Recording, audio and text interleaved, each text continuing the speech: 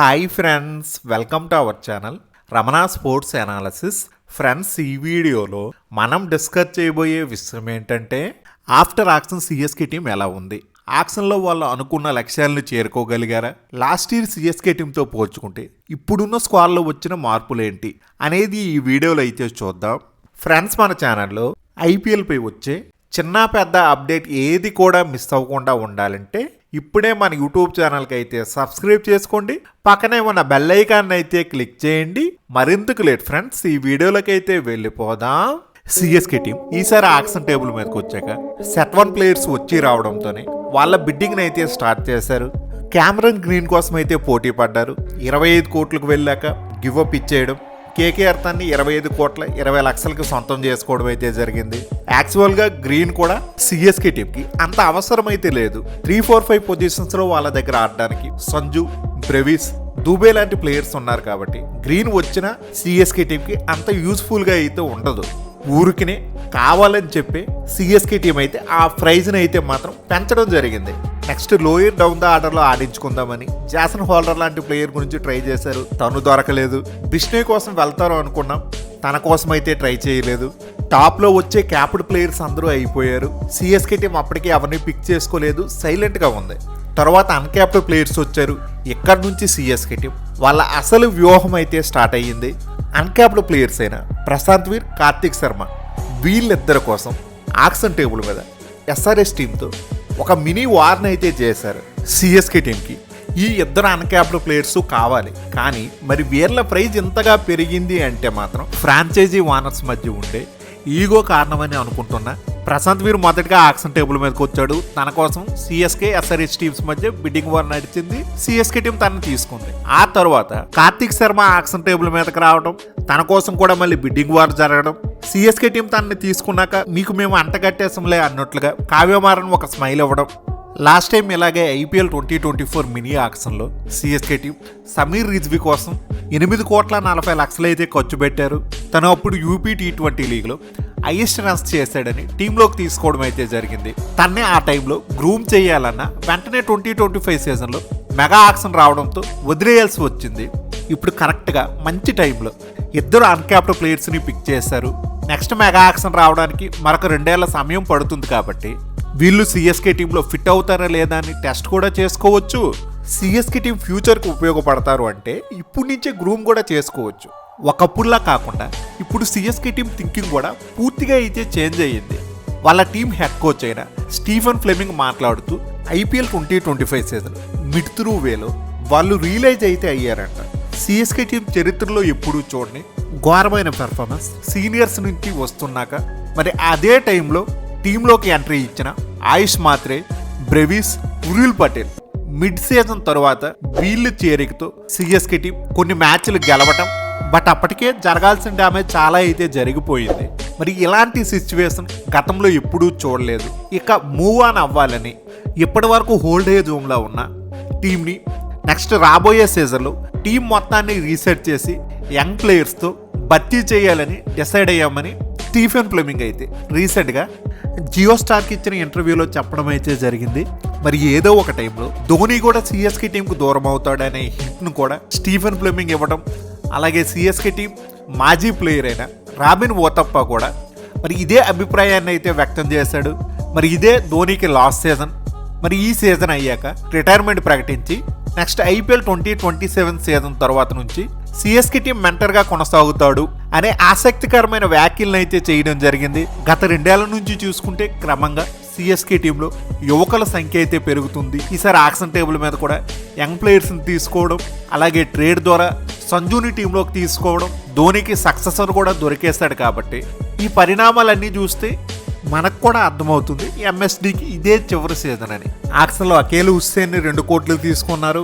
అమన్ ఖాన్ 40 లక్షలకి, ప్రశాంత్, కార్తిక్ ఇద్దరు యంగ్స్టర్స్కి చెరో 14 కోట్ల 20 లక్షలు, మ్యాట్ హెన్నీని 2 కోట్లకి, రాహుల్ చాహర్ని 5 కోట్ల 20 లక్షలకు తీసుకోవడం, జాక్ ఫోక్స్ని 75 లక్షలకు తీసుకోవడం, సర్ఫరాజ్ ఖాన్ని 75 లక్షలకి అయితే తీసుకున్నారు. తన్ని సిఎస్కే టీం ఆక్షన్లో పిక్ చేశాక చాలా ఎమోషనల్ అయితే అయ్యాడు.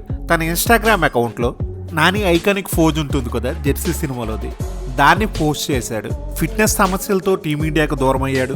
దేశవాళీ క్రికెట్లో మళ్ళీ దుమ్ము రేపుతున్నా టీమిండియాకి మళ్ళీ తను రీఎంట్రీ అయితే ఇవ్వలేకపోతున్నాడు. ఐపీఎల్లో బాగా ఆడిన ప్లేయర్స్కే టీమిండియాలో కూడా అవకాశం లభిస్తుంది కాబట్టి సిఎస్కే టీం ఐపీఎల్లో తను పిక్ చేసుకోవడం, తనకి అవకాశం వస్తే ఇక్కడ కూడా డెలివరీ చేస్తే పోగొట్టుకున్న తన స్థానాన్ని మళ్ళీ సంపాదించుకోవచ్చని సర్ఫరాజ్ ఖాన్ అయితే భావిస్తున్నాడు. డొమెస్టిక్ క్రికెట్లో విజయ్ హజారే, సయ్యద్ ముస్తక్ అలీ ట్రోఫీ, రంజీ ట్రోఫీ ఇలా ఏ ఫార్మెట్ అయినా సర్ఫరాజ్ ఖాన్ తన బెస్ట్ ఇస్తూనే ఉన్నాడు. సంజు శాంసన్ లాగే తనకు కూడా బ్యాడ్ లక్ అయితే నడుస్తుంది. ఎంత బాగా డెలివరీ చేసినా అవకాశాలు అనేవి దొరకవు.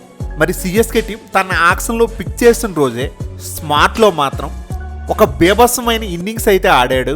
కేవలం 22 బంతుల్లోనే 6 4లు 7 సిక్సర్లతో 73 పరుగులైతే చేశాడు. 2015 నుంచి 2021 వరకు ఐపీఎల్లో సర్ఫరాజ్ ఖాన్ అయితే ఆడాడు.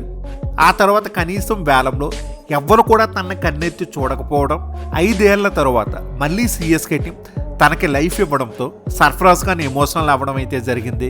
ఈసారి ఆక్షన్లో కూడా 2 సార్లు అయితే అన్సోల్డ్ అయితే అయిపోయాడు.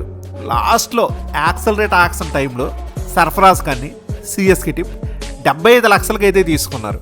మరి ఈ ఆక్షన్ తరువాత కూడా సిఎస్కే టీంలో డెత్ బౌలింగ్ ఇష్యూ అనేది అలాగే ఉండిపోయింది.